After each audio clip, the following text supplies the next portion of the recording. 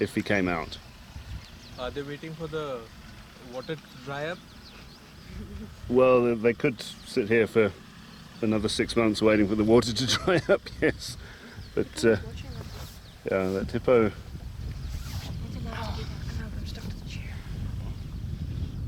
Don't think they'll stay in charge for another 3 years. The cubs that we've got at the moment have a good chance to survive.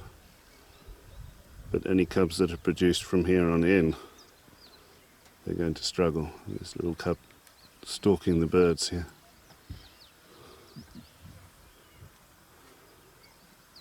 Pictures of those Mapogos.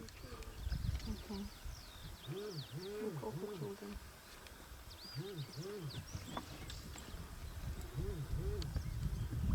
From all those years that the Mapogos were dominant, only 7 of their daughters.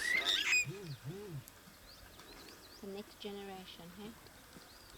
But these males have done very well Also. in their time. They've conquered a lot of prides, produced cubs with a lot of prides, raised those cubs to maturity, and then left those prides to be taken over by other males.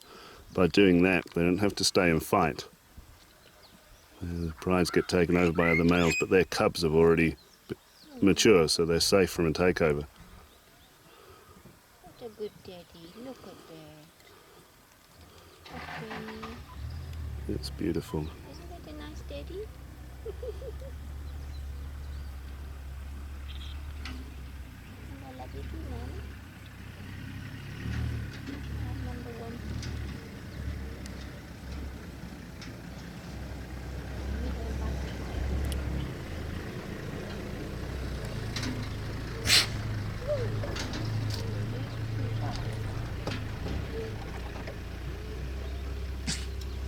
Definitely that mommy's child, because look, she's got a beard under her chin and so is he.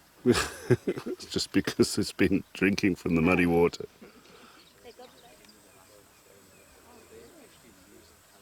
So why is he allowed to sit with the females and these two can't?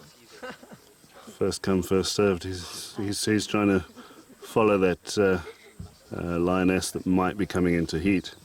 Remember yesterday it wasn't him that was following her, it was the guy with the scar on his nose that was close to her. This one here? He was